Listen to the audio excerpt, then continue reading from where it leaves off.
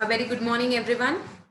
आज का अभी जो सेशन जैसे मैंने पहले बताया, आज का सेशन हमारा प्योरली क्या रहेगा, सिर्फ एग्जाम से रिलेटेड क्वेरीज के बारे में रहेगा। ठीक है, मतलब आपको पेपर कैसे लिखना है, टाइम मैनेजमेंट कैसे करना है, वन डे बिफोर एग्जाम में क्या क्या पढ़ना है आपको, उसके बाद केस लॉस को कैसे लिखना है, सेक्शंस लिखने हैं कि नहीं लिखने हैं, केस स्टडीज को कैसे रिप्रेजेंट करना है, ये सब कुछ हम आज के सेशन में डिस्कस करने वाले हैं। ठीक है, so today's session will purely be on how the exam should be return. ठीक है, पेपर कैसे लिखना है। आपके अगर कुछ भी डाउट्स और क्वेरीज है अगर एग्जाम से related, so you can ask in this session.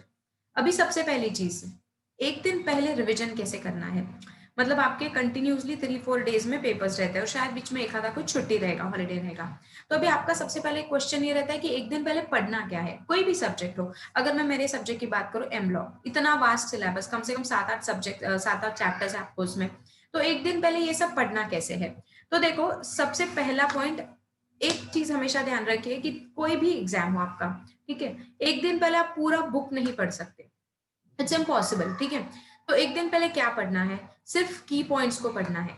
इसके लिए क्या करना होता है, आपने अगर आपके नोट्स निकाल के रखे हैं, अगर short notes, return hand return notes है, शॉर्ट नोट्स है, वो निकाल के रखे, तो उसको ही रेफर कीजिए वन डे बिफोर। अगर ऐसा नहीं किया है और अभी आपके पास टाइम भी नहीं है क्योंकि दिसंबर में आपके पेपर्स हैं, तो फिर क्या करना है, तो फिर आपके जो मॉड्यूल्स है, ठीक है, आपके जो मॉड्यूल्स है या आप जो भी क्लासेस के नोट्स रेफर कर रहे हो, उसमें जो हाईलाइटेड पॉइंट्स है, जो इंपॉर्टेंट पॉइंट्स है, उसी को पढ़ना है। पूरा पढ़ते बैठोगे तो फिर आपका रिवीजन ही नहीं होगा। ठीक है, सो क्या करना है, जो इंपॉर्टेंट चीजें हैं जो हमने क्लास में डिस्कस किया, जो भी टीचर्स ने आपको बताया है या जो आपको लगता है कि इंपॉर्टेंट है, वही पढ़ना है, पूरा पढ़ना नहीं है। ठीक है, so one day before exam जो इंपॉर्टेंट चीजें हैं, जो फ्रीक्वेंटली आस्क्ड क्वेश्चंस है, उसी को रिवाइज करके जाना है। अगर हैंड रिटन नोट्स है तो उसको रेफर कीजिए, अगर आपने हाईलाइट किया है आपके बुक्स में, उसी को रेफर कीजिए। ये था पहला डाउट। उसके बाद पेपर लिखना कैसे है। अभी अभी देखो, पेपर लिखने के लिए ना हमेशा ध्यान रखिए कि जब भी आप डिस्क्रिप्टिव पेपर लिखते हो, थ्योरी पेपर लिखते हो, और अगर मैं एमलॉ की बात करूं स्पेसिफिकली, तो हमेशा ध्यान रखना कि उसको 3 पार्ट्स में डिवाइड करना है। हर एक क्वेश्चन को क्या करना है, 3 पार्ट में डिवाइड करना है आंसर लिखते वक्त। मतलब क्या, अरे मतलब क्या करना है, सबसे पहले इंट्रोडक्शन लिखना है, हेडिंग दीजिए इंट्रोडक्शन, और वो क्वेश्चन के बारे में एक छोटा सा इंट्रो दे दीजिए कि वो क्वेश्चन किस चीज से रिलेटेड है। अगर आपको लग रहा है कि उसमें वॉइड और वॉइडेबल का डिफरेंस पूछा है, या पूछा है right the essentials of valid contract, तो क्या करना है, इंट्रो में लिखिए कि ये इंडियन कॉन्ट्रैक्ट एक्ट 1872 का क्वेश्चन है और इसेंशियल्स क्या क्या है, कौन से सेक्शन में दिए गए हैं। उसके बाद अगर डेफिनेशन पूछा है क्वेश्चन में किसी चीज का, तो वो डेफिनेशन लिखिए। मीनिंग अगर आपको पता है तो मीनिंग लिखिए।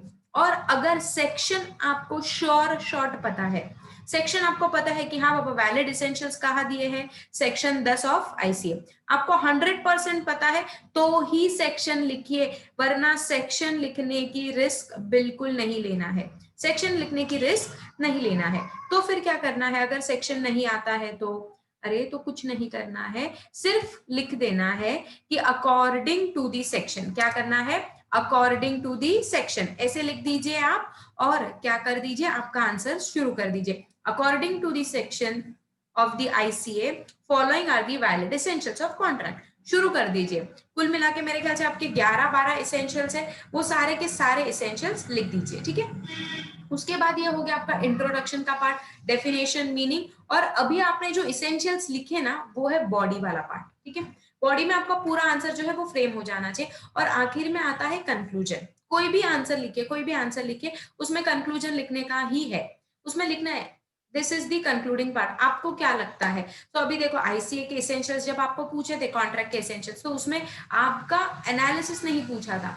ठीक है, सो यू कैन राइट कि above mentioned all are the valid essentials of the valid contract under section 10 of ICA 1872, ये कंक्लूडिंग पार्ट में लिख दीजिए। ठीक है, सो आंसर लिखते वक्त सॉरी, क्या करना है, 3 पार्ट्स में आंसर को डिवाइड करना है। सबसे पहले लिखना है इंट्रोडक्शन, उसके बाद डेफिनेशन, मीनिंग वाला पार्ट, सेक्शन पता हो तो सेक्शन, और नहीं तो बॉडी वाला पार्ट स्टार्ट करना है, जहां पे आप इसेंशियल्स लिखोगे जैसे हमारे क्वेश्चन के ऊपर बेस्ड था, और फिर आएगा कंक्लूजन वाला पार्ट। कोई भी आंसर लिखो, कोई भी आंसर लिखो, फॉर्मेट यही होना चाहिए।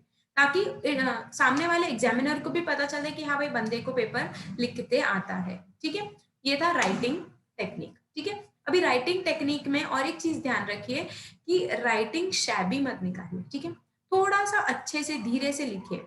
टाइम नहीं है इसका मतलब ऐसे कुछ भी लिख के नहीं आना है, स्क्रिबल नहीं करना है, क्योंकि अल्टीमेटली एग्जामिनर बेचारा इतने सारे पेपर्स आपके चेक करता है, तो उसको भी तो थोड़ा रहम कीजिए, उसके ऊपर भी अच्छे से लिखना है।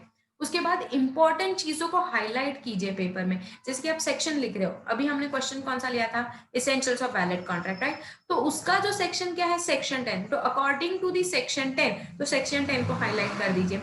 उसके बाद नंबर 1 एसेंशियल आपने लिखा टू पार्टीज, तो टू पार्टीज को हाईलाइट कीजिए। उसके बाद लिखा अग्रीमेंट, अग्रीमेंट को हाईलाइट कीजिए। तो ये क्या करना है, जो भी आपके इंपॉर्टेंट पॉइंट्स है क्वेश्चन के आंसर्स में, उसको हाईलाइट करना है। जो भी इंपॉर्टेंट पॉइंट्स है उसको हाईलाइट कीजिए, ताकि एग्जामिनर जब भी आपका पेपर देखेगा ना, वो सिर्फ इंपॉर्टेंट पॉइंट देखेगा। अच्छा, टू पार्टीज, अग्रीमेंट लिखा है, ये लिखा है, वो लिखा, अच्छा मतलब इसको आंसर पता है, तो वो आपका मैटर ज्यादा डीप में नहीं पड़ेगा। लेकिन अगर आपने पैराग्राफ फॉर्म में लिखा है और हाईलाइट नहीं किया, तो वो पूरा पड़ेगा, और फिर जब वर्ड टू वर्ड पढ़ते हैं तो हमने जो थोड़ा बहुत अगर कुछ मिस भी कर दिया है, तो वहां पे मार्क्स ज्यादा कट होते हैं।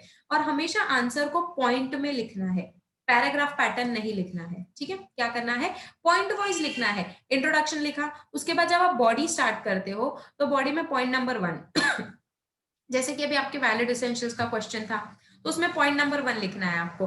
पॉइंट नंबर 1 क्या था, टू पार्टीज, उसके बाद लीगल ऑब्जेक्ट, उसके बाद लॉफुल कंसिडरेशन। तो point number 2 is legal object, point number 3 consideration, point number 4 agreement. ठीक है, तो ऐसे पॉइंट में लिखिए। और अगर आपको 1 2 3 नहीं लिखना है, तो बुलेटिन दे दीजिए, कोई भी छोटा सा सर्कल कर दीजिए या स्टार कीजिए। ठीक है, कुछ भी कीजिए, लेकिन उसको पॉइंट में ही लिखिए। ठीक है, कोई भी आंसर हो पॉइंट में लिखने की आदत डाल लीजिए।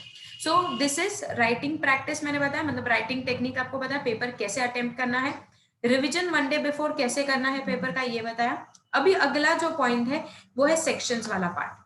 अभी बहुत बच्चे बोलते हैं कि मैम सेक्शन याद ही नहीं रहता है, सेक्शन को लिखना कैसे है। सेक्शन अगर गलत लिखा या नहीं लिखा तो मार्क्स जाएंगे, एब्सोल्युटली मार्क्स जाएंगे आपके, क्योंकि सेक्शन मार्क्स तो कैरी करेगा ना यार। मुझे अगर सेक्शन आता है और अगर आपको नहीं आता है, ठीक है, तो अगर मैंने लिखा तो मुझे उसके लिए आधा मार्क्स ज्यादा मिलेगा, आपने नहीं लिखा आधा mark come.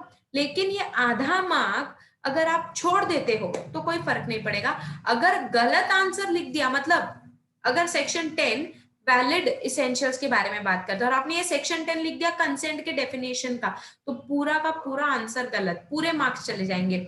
So better I suggest कि आप क्या कर सकते हो, आप सेक्शंस को लिखिए ही मत, सेक्शंस को मत लिखिए। आधा मार्क जाएगा ना, कोई दिक्कत नहीं है, आधा मार्क जाने दीजिए, लेकिन रिस्क मत उठाइए कि आपका क्या हो जाएगा, पूरा आंसर गलत हो जाए। ये रिस्क उठाने की कोशिश नहीं करना है। सो सेक्शंस लिखने हैं क्या, सेक्शंस तभी ही लिखिए जब आप 100% श्योर हो। श्योर नहीं हो, according to the section comma शुरू कर दीजिए आंसर, कोई दिक्कत नहीं है, लेकिन गलत सेक्शन लिखकर नहीं आना है।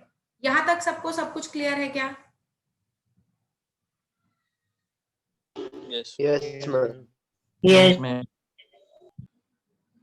अभी नेक्स्ट पॉइंट जो है वो है केस लॉज। क्या केस लॉज लिखना नेसेसरी है? अगर मैं मेरे पेपर की बात करूं एम लॉ, तो एम लॉ में केस लॉज लिखना बहुत जरूरी है, यस इट इज नेसेसरी। लेकिन अगर आपको यहाँ पे केस लॉ का नाम याद नहीं है और सिर्फ जजमेंट याद है, जैसे कि हमारा था मेट्रोपॉलिटन रेलवे वाला, कि वो ऑफर लेटर कम्युनिकेट करना भूल जाता है वो मैनेजर, जो रेलवे अथॉरिटीज का मैनेजर था, वो जो एक्सेप्टेड लेटर था, ऑफर का एक्सेप्टेंस था, वो साइन करके वो पेपर ड्रॉर में रख देता है, लेकिन ऑफर लेटर को पहुंचाना भूल जाता है, कम्युनिकेट करना भूल जाता है।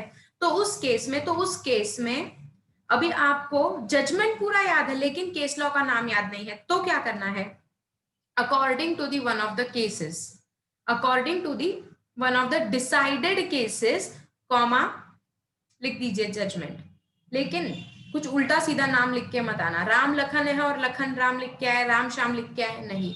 उनको इंस्टीट्यूट वालों को सब बाय हार्ट पता रहता है, हाँ, तो ऐसे ब्लंडर मत करना। अगर केस का नाम नहीं पता है तो according to the one of the decided cases लिख दीजिए क्या था, जजमेंट। जजमेंट याद नहीं है और सिर्फ केस लॉ का नाम याद है, तो क्या करना है, तो सिर्फ केस लॉ का नाम लिख दीजिए कि above held situation was similarly decided in so and so case, salmon versus salmon, suppose कि सैल्मन वर्सेस सैल्मन केस था जिसमें अबव मेंशन चीजें डिस्कस की गई थी, सिर्फ केस लिख दिया चलेगा, लेकिन दोनों चीजें गलत मत लिखना, नाम और जजमेंट दोनों गलत मत लिखना। नहीं पता है छोड़ दो, मार्क्स कटेंगे, कोई दिक्कत नहीं, गलत लिखने से ज्यादा मार्क्स चाहिए, समझ रहे हो। अगर केस लॉ का नाम गलत लिखा, जजमेंट भी गलत लिखा, तो श्योर शॉट आपके 2 से 3 मार्क्स कट जाएंगे, क्योंकि उसको पता है कि आपने फेंका है आंसर, लिटरली भप्पारे दिए हैं, तो वो तो फिर मार्क्स तो जाने ही है। सो ये रिस्क उठाने से बेटर ना लिखना है। ना लिखने से कितने मार्क्स जाएंगे, आधा मार्क, 1 मार्क, ठीक है, वी कैन अफोर्ड दैट, लेकिन पूरा आंसर अगर आपका सही है तो वहां पे भी तो आपको मार्क्स मिलेंगे ना। So what you have to do, जहां पे केस लॉस के बारे में आपको पता नहीं है मत लिखिए, 1 मार्क जाएगा, 2 मार्क जाएगा, चलेगा, ठीक है। लेकिन अगर आपको पता है, केस लॉ का नाम पता है, जजमेंट भूल गए हो तो केस लॉ का नाम लिख दीजिए। अगर जजमेंट याद है, केस लॉ का नाम याद नहीं है, तो according to the one of the decided cases, comma, answer शुरू। मिस बहुत कट रहा आवाज। मैम वॉइस नहीं आ रही क्लियर। सो ये हो गया केस लॉ तक का डिस्कशन, ठीक है। अभी बात करते हैं टाइम मैनेजमेंट की।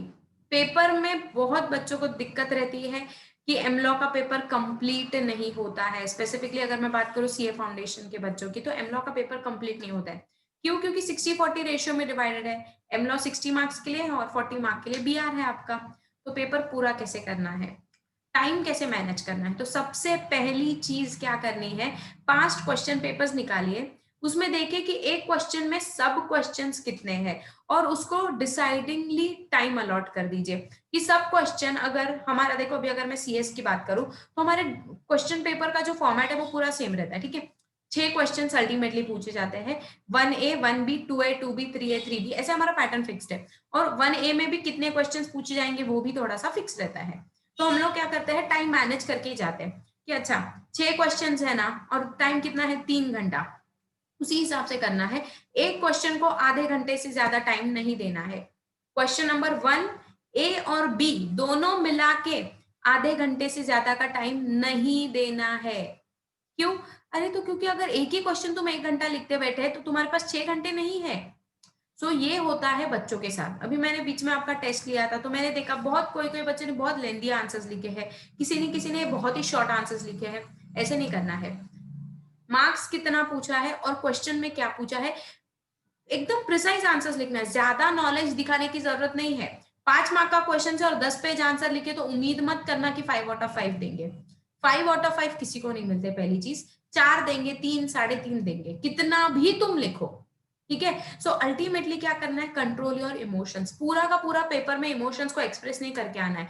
अगर उन्होंने पूछा है कि इसेंशियल्स बताइए कॉन्ट्रैक्ट के, तो इसेंशियल्स ही लिखना है।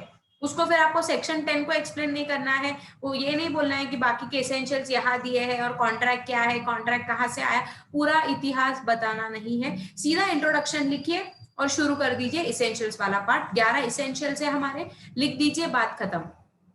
ज्यादा एलॉबरेट मत कीजिए, क्योंकि इसमें क्या होता है, आपको पहली चीज तो उसके लिए ज्यादा मार्क्स नहीं मिलते हैं। दूसरी बात यह है कि आपके जो बाकी के क्वेश्चन है वो भी अटेम्प्ट करना रह जाता है। देखो पेपर पूरा कंप्लीट करना इंपॉर्टेंट है, ज्यादा लिखना इंपॉर्टेंट नहीं, क्योंकि ज्यादा लिखने से ज्यादा मार्क्स नहीं मिलते हैं। ये चीज हमेशा ख्याल रखिए। 5 मार्क्स का क्वेश्चन है, 5 आउट ऑफ 5 नहीं मिलेंगे, 4.5 4 3.5 इतने ही मार्क्स मिलते हैं, कितना भी थरो पेपर हो, कितना भी अच्छा पेपर हो आपका, ठीक है। तो ये चीज ख्याल रखनी है कि पेपर ज्यादा लिखना नहीं है। और हमारा जो इंस्टीट्यूट है ना, वो लेंथ इक्वल्स टू मार्क्स ऐसा वाला कंसेप्ट फॉलो नहीं करता है। वो आपके कंसेप्चुअल सॉरी कंसेप्चुअल पैटर्न पे बिलीव करता है कि आपने कितना कंसेप्चुअली लिखा है, कितना अच्छे से आंसर लिखा है, यही चीज पे वो बिलीव करता है। 5 मार्क का क्वेश्चन है, 10 पेज लिखना है क्या? नहीं। 5 मार्क के लिए अगर आपने 1 पेज भी लिखा ना तो भी चलेगा, लेकिन उसमें सारे पॉइंट्स कवर्ड होने चाहिए।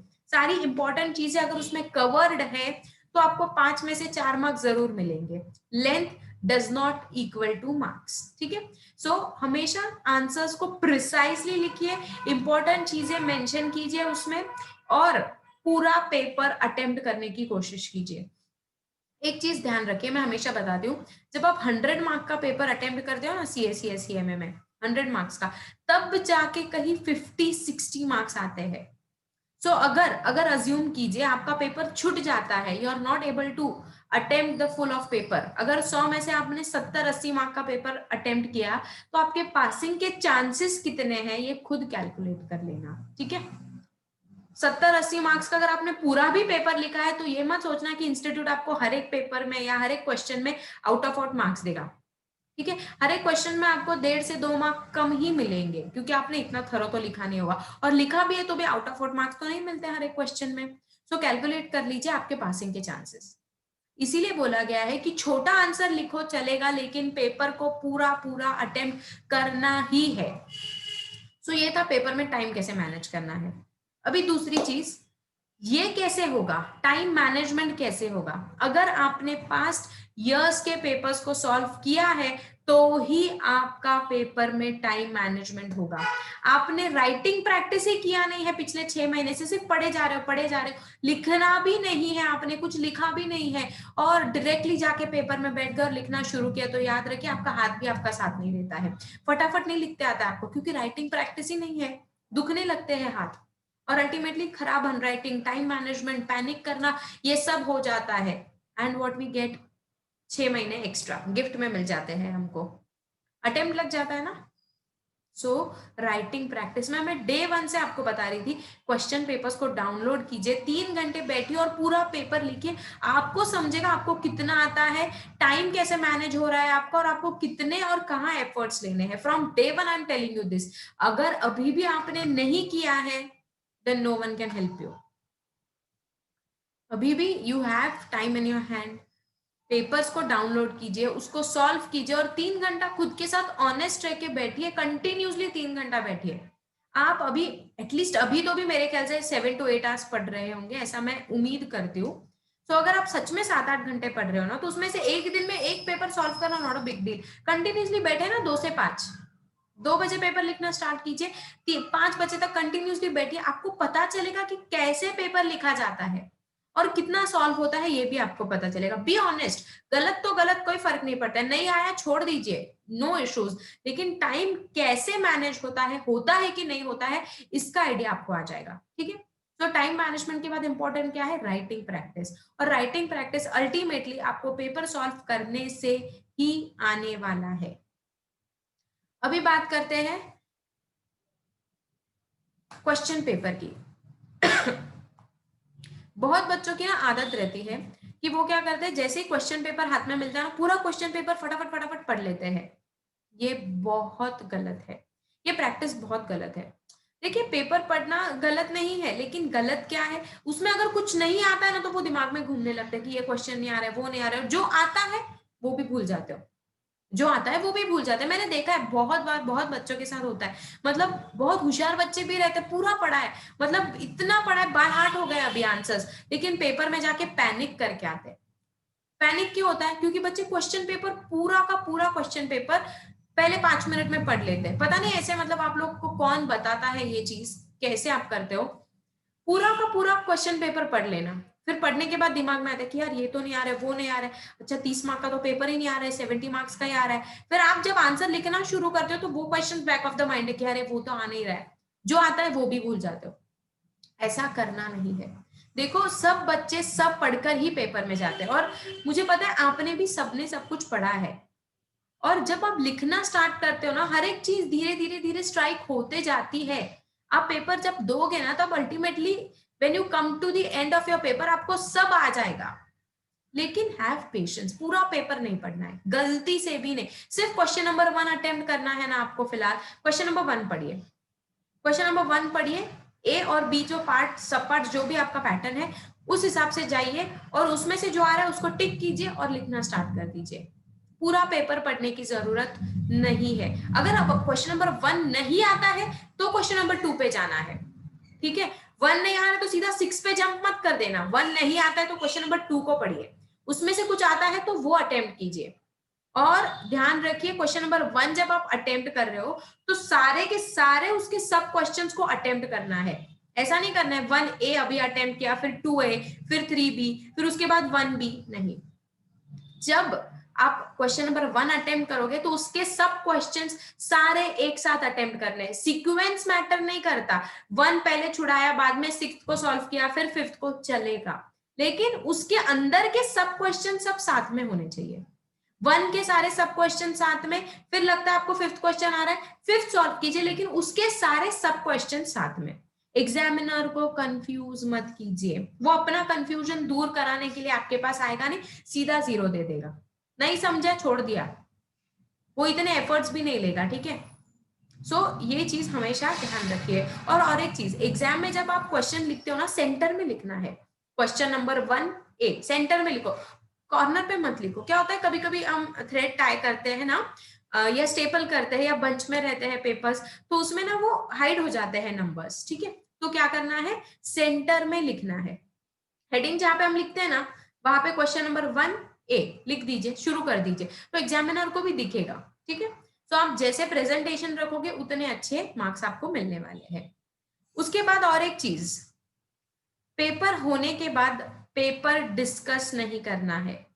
मतलब मैंने भी देखा है सेंटर्स पे ना, बहुत बच्चे क्या करते हैं, अभी देखो ये क्यों नहीं करना है एक्चुअली, नेक्स्ट डे आपका पेपर है, ये मत भूलना। और देखो हम कोई डिग्री कोर्स नहीं कर रहे, डिग्री कोर्स में एक बेनिफिट क्या रहता है आपको कि AT-KT पैटर्न है, आज का पेपर रह गया कोई बात नहीं, अगले सेम में दे सकते हो। हमारे यहाँ पे ये सिस्टम नहीं अलाउड है। एक पेपर रह गया, 6 महीने रिटर्न गिफ्ट मिलता है आपको, 6 महीने में सारे के सारे पेपर्स भी फ्री में मिल जाते हैं आपको, ठीक है। सो पेपर डिस्कस नहीं करना है। हाँ पूछे कैसा था, कोई बात नहीं, लेकिन क्वेश्चन पेपर पूरा मत लेके बैठे कि अच्छा अरे तूने इसका सम सॉल्व किया, अकाउंट्स का कितने पे टैली हुआ बैलेंस शीट, अच्छा ये कॉस्टिंग का क्या आंसर आया, अच्छा कैसे किया, नहीं करना है, छोड़ दीजिए। और कोई डिस्कस कर रहा है ना तो उससे दूर चले जाइए, घर पे आ जाइए, डिस्कस मत कीजिए पेपर, क्योंकि पेपर डिस्कस करने से देखो अल्टीमेटली आपको भी पता नहीं आंसर राइट क्या है, उसको भी नहीं पता है, उसका आंसर अलग है, आपका आंसर गलत अलग है, कोई फर्क नहीं पड़ता, जो होगा देखा जाएगा। चाहिए तो आप पेपर्स होने के बाद एक दिन शांति से बैठ के सारे पेपर्स टैली कर लेना, लेकिन नेक्स्ट डे जब आपका पेपर है ना, उस दिन ये मत करना, पेपर डिस्कस नहीं करना है सेंटर पे, फटाफट घर पे आना, फ्रेश होके दूसरे दिन की पढ़ाई के लिए बैठना है, ठीक है। सो एक चीज हमेशा ख्याल रखना, सेंटर पे पेपर डिस्कस नहीं करना है, यहां तक क्लियर है। उसके बाद डोंट कैलकुलेट द मार्क्स, बहुत बच्चों को आदत रहती है, मतलब इनफैक्ट मुझे भी थी, हाँ क्या करती थी मैं भी, पेपर होने के बाद घर पे आती थी ना, तो बुक्स लेके बैठ जाती थी कि अच्छा कौन सा आंसर मैंने कैसे लिखा है। अगर स्पेसिफिकली थ्योरी पेपर्स में तो ये नहीं होता है, आपका अगर कोई MCQ पेपर है या तो फिर अगर कोई प्रैक्टिकल पेपर है, अकाउंट्स रहता था, तो उसमें मैं भी करती थी कि अच्छा टैली हुआ बैलेंस शीट कितने पे, राइट है रॉन्ग है, अच्छा फिर मार्क्स लिख देती थी। और अगर 50 के नीचे मार्क्स जा रहे हैं तो कॉन्फिडेंस खत्म, क्योंकि 40 पासिंग है आपका। ब्रेक हो रहा है मैं आज मैं तेज गया आवाज। सो पेपर के मार्क्स टैली नहीं करने हैं घर पे आने के बाद, ठीक है। कुछ भी स्कोर हो कोई फर्क नहीं पड़ता है, क्या ध्यान रखना है, अगले दिन हमारा पेपर है, उसके ऊपर इंपैक्ट नहीं होना चाहिए आज के पेपर का। देखो आज का पेपर अगर खराब था, गया, छोड़ दो, कल का पेपर तुम्हारे हाथ में है। अगर कल का पेपर तुम अच्छे से पढ़ते हो, अच्छे से अटेम्प्ट करते हो, उसमें 60 लाते हो या 60+, तो आज के पेपर में अगर 40 भी आ रहे हैं तो 60, 40, 100 हो रहा है, सेट ऑफ मिल रहा है तुमको, ठीक है ना। सो अल्टीमेटली आज का पेपर जो गया उसको भूल जाओ, कल के पेपर के लिए अच्छे से पढ़ो, एग्जेम्पशन लाने की कोशिश करो। तो ये कुछ कुल मिलाकर 8-10 पॉइंट है जो आप सबको अच्छे से ध्यान रखने हैं। कौन से पॉइंट्स, 1 डे बिफोर रिवीजन कैसे करना है, राइटिंग प्रैक्टिस कैसा होना चाहिए, पेपर सॉल्विंग करना है, सेक्शंस लिखने हैं नहीं लिखने हैं, उसके बाद केस लॉस को लिखना है या नहीं लिखना है और कैसे लिखना है, टाइम मैनेजमेंट कैसे करना है, पेपर के पहले या पेपर सेंटर पे जाने के बाद पैनिक नहीं होना है, टाइम सेट करना है हर एक क्वेश्चन के लिए। टाइम मैनेजमेंट उसी को बोलते हैं कि आप एक क्वेश्चन को कितना टाइम अलॉट कर रहे हो, ज्यादा इमोशनल होके या ज्यादा बह के क्वेश्चन में ज्यादा आंसर्स को लेंदी लिखना नहीं है, पेपर डिस्कस नहीं करना है, और घर पे आने पर मार्क्स को टैली नहीं करना है। सो ये कुछ चीजों को आप सॉल्व कीजिए या इम्प्लीमेंट कीजिए, श्योर शॉट आपको रिजल्ट दिखेंगे, लेकिन इसको जरूर से प्रैक्टिस कीजिए, ओके।